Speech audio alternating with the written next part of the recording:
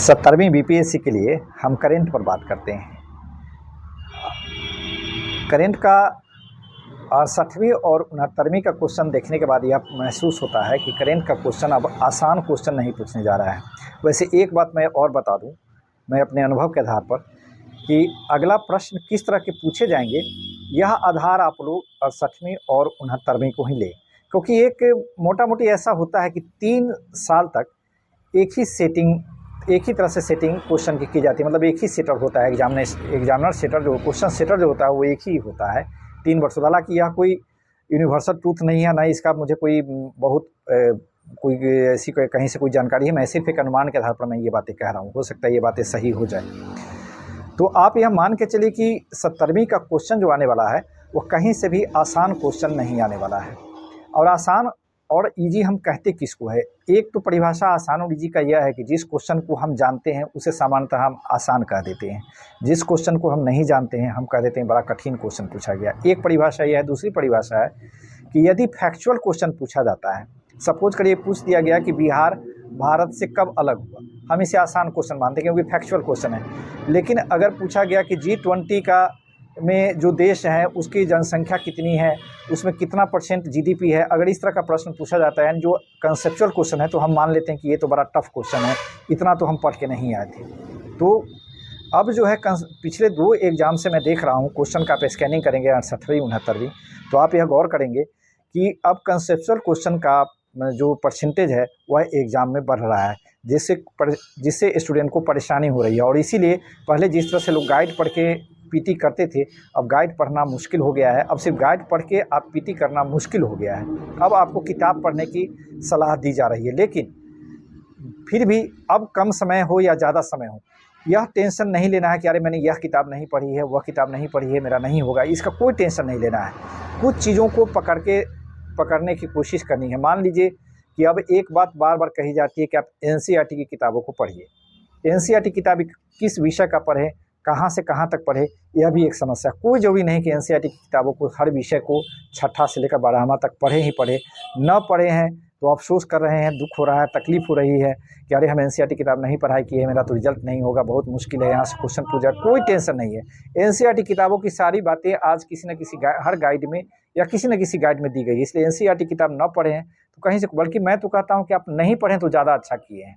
मैं तो यह भी कहता हूँ, क्योंकि NCERT कोई भी किताब आप एक बार पढ़ के उस पर पकड़ कभी नहीं बना सकते हैं। जब तक उसको 3 या 4 बार 5 बार पढ़ते नहीं है किसी भी मटेरियल को, वह उस मटेरियल का क्वेश्चन, आप उस किताब का क्वेश्चन या उस टेस्ट का क्वेश्चन आप कभी नहीं बना पाइएगा। तो उसको बनाने के लिए आपको 3 से 4 बार क्वेश्चन पढ़ना पड़ेगा। फिर भी NCERT की कुछ किताबें पढ़ने की मैं सलाह देता हूँ, जिसमें से एक है आधुनिक भारत। आपको पढ़ना चाहिए NCERT की किताब की आधुनिक भारत पढ़नी चाहिए, और यदि संभव हो तो 11वीं का अर्थशास्त्र पढ़ना चाहिए। इसके अलावा साइंस का पढ़ने की कोशिश मत करिए। साइंस के लिए मैंने पहले भी बताया है कि साइंस के लिए दृष्टि का जो सामान्य ज्ञान की किताब आती है आप उसको पढ़िए। आप फिजिक्स, केमिस्ट्री, बायोलॉजी का NCERT अभी पढ़ना शुरू करेंगे या पहले से यदि पढ़ते आ रहे हैं तो उसको, यदि आपका बैकग्राउंड नहीं रहा हो, साइंस का बैकग्राउंड यदि आपका नहीं हो, तो सिर्फ NCERT किताब पढ़ करके आप सोच रहे होंगे कि हम BPSC का क्वेश्चन बना देंगे, बहुत मुश्किल है। इसमें आपका टाइम बहुत वेस्ट हो जाएगा। एक लालच हो जाएगा कि मैंने NCERT किताब पढ़ी है, मैं इसको अंत तक रिवाइज करते रहूं। इसलिए ऐसी चीज़ों से बचने की कोशिश करिए। दूसरी बात कि यूट्यूब वीडियो पर या आपके मैगजीन में जो टॉपर्स का एडवाइज आता है, उस एडवाइज में तरह तरह की किताबें या तरह तरह के मैगजीन्स के विषय में सलाह दी जाती है। इनसे भी बचने की कोशिश करिए। कम से कम मटेरियल को ज़्यादा से ज़्यादा बार तक पढ़े, यह सबसे ज़्यादा ज़रूरी है। प्रीलिम्स के एग्ज़ाम के लिए क्वेश्चन सेट बनाना बहुत ज़रूरी होता है। किसी भी तरह के एग्ज़ाम के लिए, चाहे वो ऑब्जेक्टिव हो या सब्जेक्टिव हो, क्वेश्चन सेट बहुत सपोर्टिंग होता है। लेकिन अब सवाल है कि हम किसका क्वेश्चन सेट बनावे। मार्केट में क्वेश्चन सेट की कमी नहीं है। आप अगर गलत क्वेश्चन सेट ले आते हैं, आपका टाइम वेस्ट होता है, आप दिग्भ्रमित होते हैं। इसलिए आप सिर्फ प्रीवियस ईयर का क्वेश्चन जो है BPSC का, यदि आपके पास टाइम है तो UPSC का बनाइए, उत्तर प्रदेश का बनाइए और झारखंड का क्वेश्चन बनाइए। ये 4 एग्ज़ाम का क्वेश्चन को बनाइए। संभव है कि इससे आपको बहुत सपोर्ट मिलेगा। क्वेश्चन क्यों बनाना चाहिए? क्योंकि इससे क्वेश्चन का रिपीटेशन होता है। दूसरी बात, ये क्वेश्चन का लेवल आपको पता चलता है कि इस लेवल का क्वेश्चन पूछा जाता है। अब आते हैं हम करंट पर कि करंट की तैयारी कैसे करनी चाहिए। करंट का 20 से 25 क्वेश्चन पूछा जाता है, और निश्चित रूप से यह एक डिसाइडिंग होता है। बिना करंट की तैयारी के आप कर नहीं सकते। लेकिन करंट में क्या क्या चीज़ें महत्वपूर्ण है प्रथम चीज़ कि करंट में बिहार से रिलेटेड जो करंट होता है उसको ध्यान दीजिए, कम से कम 10 क्वेश्चन बिहार से रहता है। इसके अलावा इकोनॉमी से संबंधित करंट का क्वेश्चन पूछा जाता है, खेल से संबंधित रहता है, इन्वायरमेंट से संबंधित क्वेश्चन पूछा जाता है।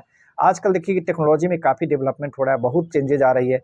पिछली बार चैट जीपीटी का फुल फॉर्म पूछा था, तो इस तरह से आपको एआई अभी आ रहा है, अब पूछ लेंगे चैट जीपीटी का फाउंडर कौन है, एआई का सीईओ कौन है। इस तरह के क्वेश्चन जो दुनिया में जो टेक्नोलॉजी में जो परिवर्तन रोज़ हो रहे हैं उस पर आपको बहुत सारे प्रश्न पूछे जा सकते हैं, उनको समझने की कोशिश करिए। साल भर तक यदि आप जुड़े रहे हैं, पिछले 1 साल में पूरी दुनिया में कितनी घटनाएं हुई हैं, उन घटनाओं से यदि आप अपने आप को जोड़े रखे हैं तो फिर करंट में समस्या नहीं होगी। उसके अलावा इंटरनेशनल घटनाएं में बहुत सारे ऐसी घटनाएं जो बहुत सारे समिट होते हैं, शिखर सम्मेलन होता है या मंत्री स्तरीय सम्मेलन होता है, उसको समझिए। 2 देशों के बीच लड़ाई होती है, इजराइल फिलिस्तीन या रूस यूक्रेन, उसको अच्छे से पढ़िए, उसको पृष्ठभूमि को समझिए, क्यों लड़ाई हुई, लड़ाई का रीज़न क्या है, उस कब से शुरुआत हुई, कब चल रही, उसमें कोई तात्कालिक कोई समझौता हुआ है, किसी देश का कोई विशेष योगदान है, उसको समझने की कोशिश करिए। ये करंट का हो गया। खेल से संबंधित क्वेश्चन प्रायः पूछा जाता है। ये अलग बात है कि 69वीं में खेल से बहुत कम क्वेश्चन पूछा गया है, लेकिन ऐसा नहीं कभी संभव हो कि 5-7 क्वेश्चन खेल से ही पूछ दे। अभी पेरिस ओलंपिक हुआ है, पेरिस ओलंपिक को अच्छे से आप यह समझ जाइए। सबसे अधिक पदक किस देश ने जीता, भारत को कितने पदक मिले, भारत के किस खिलाड़ियों ने पदक जीते हैं, ऐसे प्रश्नों को आप तैयारी करिए। मैंने एक टॉपिक की चर्चा की अभी, इन्वायरमेंट बहुत ज़्यादा इम्पोर्टेंट है। पूरी दुनिया में पर्यावरण सबसे इम्पोर्टेंट टॉपिक माना जाता है इन दिनों, क्योंकि क्लाइमेट चेंज जो है या ग्लोबल वार्मिंग जो है इतना अधिक प्रभावित करते जा रहा है आदमी के जीवन को कि कभी कभी आदमी के अस्तित्व पर खतरा महसूस होने लगता है। इसलिए इसको आप समझने की कोशिश करिए। स्टॉकहोम में 1972 में जो प्रथम पृथ्वी सम्मेलन हुआ था, उसके बाद से लेकर आज तक उसमें क्या चेंजेज आया है, क्या परिवर्तन हुआ है, इसको लेकर के दुनिया भर में क्या चेंजेज होता है। आप देखेंगे बायोडाइवर्सिटी से बहुत सारा क्वेश्चन पूछा जाता है कि बाघ संरक्षण या गिद्ध का पर एक क्वेश्चन पूछा जाता है। ऐसे प्रश्न जो होते हैं, जैव संरक्षण से संबंधित बहुत सारे प्रश्न पूछे जाते हैं। तो इस तरह से आप इन्वायरमेंट, बिहार, इकोनॉमी, स्पोर्ट्स, ऐसी चीज़ों को मिला करके यदि आप करंट को पढ़ते हैं तो निश्चित रूप से करंट में आपको दिक्कत नहीं होगी। अब अंतिम सवाल है कि करंट को हम पढ़े कैसे। तो अगर आप पिछले 1 वर्ष से नेशनल न्यूज़पेपर का अध्ययन किए हैं तो करंट में समस्या नहीं होगी। नहीं तो कम से कम किसी भी एक मैगजीन का, वैसे मैं प्रतियोगिता दर्पण को प्रेफर करता हूं, लेकिन आपको जो मैगजीन पसंद हो पढ़िए, लेकिन 1 वर्ष के मैगजीन को यदि आपने अच्छी तरह से अध्ययन किया है तो कोई समस्या उसमें नहीं होनी चाहिए करंट में। लेकिन एक बात और, एक तो कि बहुत ज़्यादा मैगजीन ना पढ़े, नंबर 1 बात। नंबर 2 बात, वार्षिक अंक ना पढ़े, चूँकि वार्षिक अंक से आपको समस्या, वार्षिक अंक वो लोग पढ़ते हैं जो जॉब में होते हैं, उन्हें समस्या, उनके पास टाइम नहीं होता है, वो एग्ज़ाम के समय आते हैं तैयारी करने, कुछ किताब मार्केट से खरीद के ले आते हैं, वो पढ़ते हैं, तो उनके साथ मजबूरी है। लेकिन जो लोग सीरियस तैयारी करते हैं, वार्षिक अंक नहीं, आप मंथली मैगजीन लीजिए और मंथली मैगजीन लेकर के उसके जितना भी राष्ट्रीय घटना है, अंतर्राष्ट्रीय घटना है, खेल समाचार है, आर्थिक है, नवीनतम सामान्य ज्ञान है, इतने टॉपिक को अच्छे तरह से अध्ययन करिए। संभव है 25 क्वेश्चन हो, आपको 25 में से 25 क्वेश्चन नहीं बनेगा, 15 क्वेश्चन बन जाएगा, 16 क्वेश्चन बन जाएगा। यह क्वेश्चन आपके सिलेक्शन में निर्णायक साबित होगा। सिर्फ निर्णायक ही नहीं बल्कि निश्चित रूप से आपका सिलेक्शन हो जाएगा। Thank you.